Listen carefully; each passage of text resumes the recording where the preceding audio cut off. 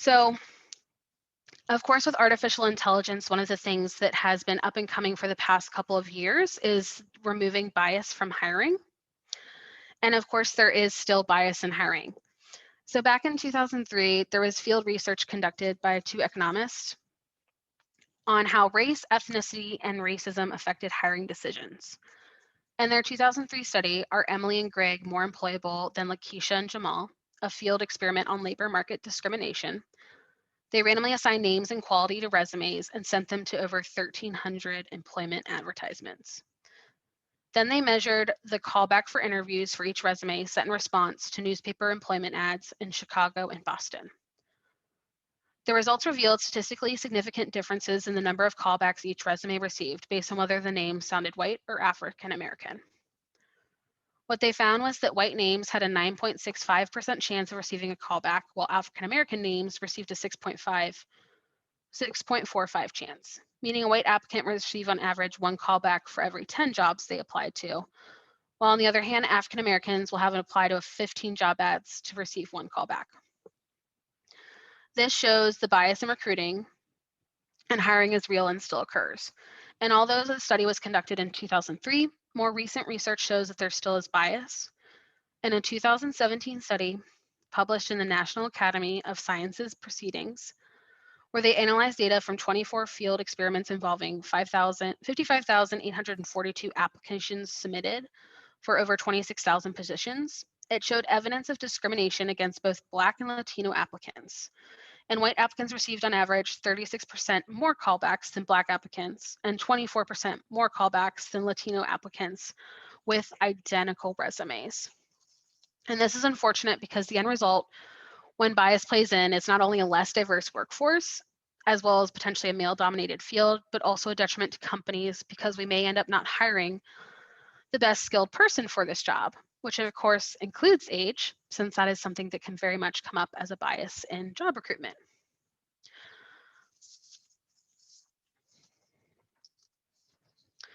So giving a little bit of background of what artificial intelligence is within recruitment, there have been many discussions around artificial intelligence that causes a certain amount of fear or unease, but it is largely caused by not operating from the same definition of what AI is.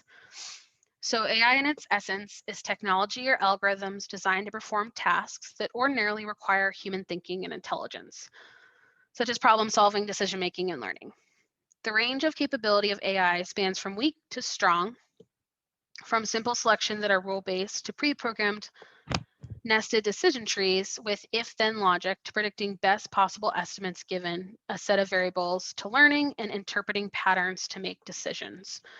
So of course, with strong AI, you want to make sure that they're running through different scenarios multiple times and always testing, and then also making sure that no biases are coming into that artificial intelligent algorithms as well. So how is AI used in talent acquisition? So recruiters have been using AI for years, and its origins were modest and relatively simple.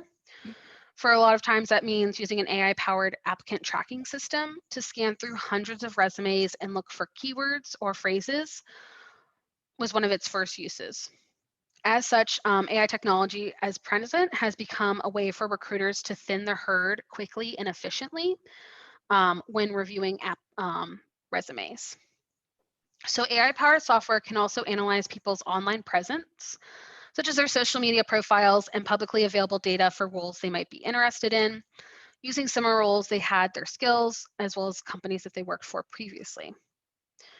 More recent uses of AI include chatbots infused with AI and have found their way into recruiting, engaging candidates in real time, answering their questions and guiding them through the process of creating a more positive candidate experience. And then there have been some interesting AI recruitment tools that can help reduce bias and help recruiters write a bias-free job posting. And so we're going to talk about this in a little bit.